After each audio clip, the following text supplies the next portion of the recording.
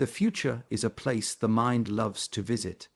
It imagines what may happen, what might go wrong, or what could bring happiness. But if you pause and examine closely, you will realize something very simple. The future does not exist. It has no shape, no form, no presence. It is only a projection created by thoughts in the now. We are taught from an early age to prepare for what comes next, study for the next test, train for the next level, plan for the next phase of life. This planning creates a subtle but constant pressure. It makes us believe that fulfillment is always somewhere ahead, just one more step, one more goal, one more success away. But in the search for what's next, we lose sight of what is. We forget that every experience, every moment of insight or peace can only happen here now. There is no other moment that belongs to you. The future is always a moving target. As soon as it becomes the present, it vanishes again into the next imagined horizon. Chasing the future creates a cycle of longing. The more we think about what could be, the more restless we become in what already is. This restlessness takes away our center. It makes us reactive, tense, and afraid of uncertainty. But uncertainty is not the enemy. It is simply the true nature of life. The mind seeks security by imagining a stable future. But this is like drawing pictures on water. No matter how detailed your plan, the nature of life is change. You can try to control tomorrow, but the more you hold on, the more life resists. What flows cannot be held in clenched fists. Freedom begins when we stop needing certainty. When we see that the future is an illusion, we return to what is real. The breath in your body, the sound around you, the weight of your feet on the ground. These are not ideas, they are truths, and they are always here. There is no peace in worrying about what you cannot touch. There is no strength in imagining 1,000 possible roads. The path you walk is always under your feet. But to feel it, you must stop looking so far ahead. When the mind returns from the illusion of the future, you will find that nothing is missing. There is no urgency, no lack, no unfinished business in this moment. The tree does not rush to bear fruit. The mountain does not wonder what comes next. The human mind is a powerful tool. It can visualize, create, and understand things far beyond what the eyes can see. But this same mind, when not properly guided, can become the source of suffering. Worry is a perfect example of this. It uses the gift of imagination, not to uplift us, but to burden us. Imagination is neutral by nature. It simply follows where attention goes. When directed wisely, it becomes vision, inspiration, and problem solving. When left untamed, it turns into worry, an endless stream of what-ifs, each more unsettling than the last. This is how imagination, instead of serving you, begins to control you. Worry pretends to be helpful. It whispers that by thinking about every possible danger, you can avoid harm. But the truth is that worry does not prepare you. It paralyzes you. It burns energy without producing clarity. It builds tension without offering action. What you imagine is not what is happening. The body feels fear as if the danger is real, even when it only exists in thought. In this way, worry tricks the body into living through events that never occur.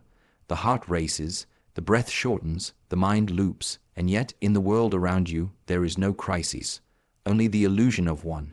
A person who learns to observe the mind sees this clearly. The moment worry arises, it can be seen like a cloud passing through the sky. It is not who you are. It is not a command to obey. It is a movement of the mind, one that can come and go without being followed. To misuse imagination is like using a sword to cut your own hand. The same tool that could shape a better life is turned against yourself. Awareness is the sheath. It holds imagination with care so that it can serve wisdom, not fear. The more space you give to worry, the more it grows. It feeds on your attention, on the belief that just one more thought will bring resolution, but thoughts do not complete themselves this way. Worry does not finish, it repeats, because it is not based on action, but on avoidance. The antidote is not to stop imagining, but to train it. Let imagination work for you. Let it become a lantern that lights the path, not a flame that burns the hand holding it. This is not suppression. It is direction. When the mind is silent, imagination becomes a servant again, not a master. Power is often misunderstood. Many believe it is found in control, in speed, in dominance over time and circumstance. But there is a deeper power, quieter than noise, stiller than movement. It is the power of presence, to be fully where you are, undistracted, undivided. That is a force few people truly understand. Presence is not passive. It is the opposite of drifting through life. It is not a retreat from responsibility, but a complete engagement with reality. When you are present, your mind is not pulled by regret of the past or fear of the future. It is settled like water that has ceased to ripple. From this stillness, clarity arises. You see what is in front of you without distortion. You hear the words behind the words. You feel the energy in a room before a single gesture is made. When you are truly present, you respond, not from habit or panic, but from understanding. This is where precision comes from. Most people move too fast to notice their own thoughts. They act before they observe. They speak before they listen. In presence, there is space between what happens and how you choose to meet it. In that space is your freedom, and within that freedom is your strength. Presence is not something you find by accident. It is cultivated through attention, through breath, through discipline. It is trained like a muscle. More moments of returning again and again to now. The moment you notice you've left the present, that is already a return. That is already practice. There is no presence when the mind is divided. Scattered attention weakens the spirit. A person who is here in body but elsewhere in mind is not truly here at all. Energy leaks through this gap. But when body, breath, and mind are aligned, something unshakable arises. That is true power, not in force, but in unbroken wholeness. Every form of mastery begins with presence. Whether in martial arts, in speech, in art, or in silence, nothing can be refined without being first fully inhabited. You must live in each movement, each word, each breath. Then action flows with grace. Then effort transforms into ease. To be present is to walk through life awake. Not ahead of yourself, not behind, but step by step, aware of the ground you stand on. In this way, even the smallest act becomes meaningful, and the ordinary becomes sacred. There is a rhythm to all things. The sun rises without being rushed. The seasons shift without being forced. A seed becomes a tree not by sudden action, but by a steady unfolding. In the same way, life has its own process. To trust it is to move in harmony with its natural pace. Impatience is a form of doubt. It comes from the belief that things are not happening fast enough or that they are not happening the way they should. But often what we call delay is simply timing we do not yet understand. What we call failure may be the soil preparing the roots. When we try to force progress, we interfere with its flow. A fruit picked too early is sour. A skill rushed into becomes shallow. The process is not something separate from the outcome. It is the path through which the outcome becomes possible.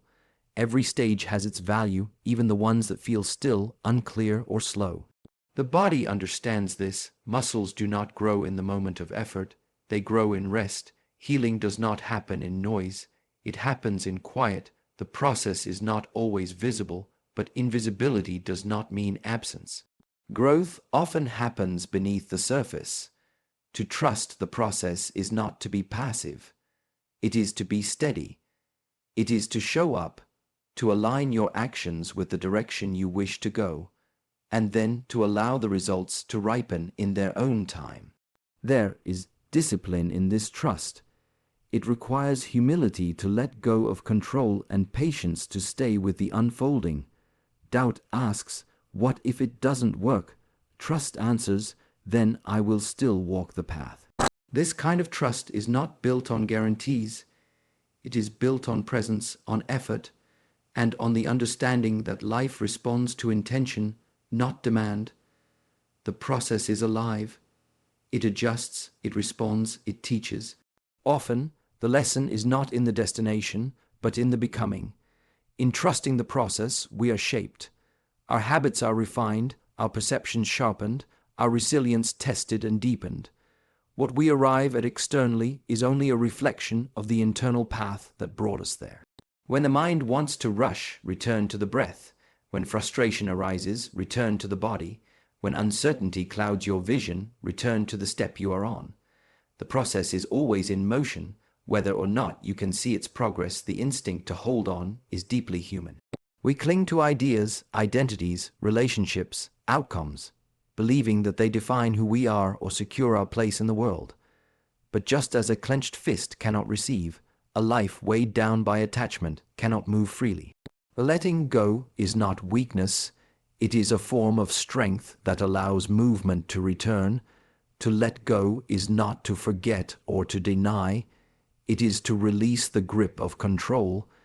It is the understanding that life is not a fixed shape, but a flowing current. Holding on to what no longer fits becomes resistance. It interrupts the natural unfolding. What once served you may now be limiting you.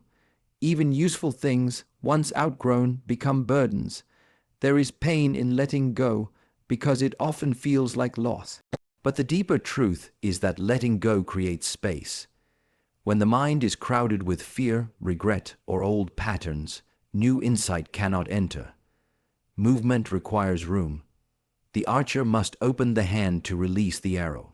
Without the release, there is no flight. Letting go of expectations is one of the hardest lessons. The mind builds images of how things should be, and when reality does not match, suffering begins.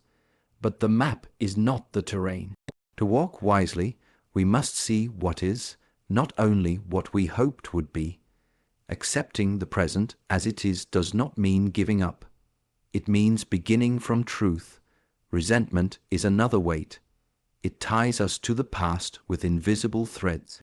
When we carry the actions of others, the words they spoke, the harm they caused, we are the ones still holding the weight. Letting go is not about saying it didn't matter. It's about choosing no longer to be shaped by what you did not choose. Even self-image can become a cage. We become attached to who we think we are: strong, capable, certain. But life sometimes asks us to be empty, to start again, to not know.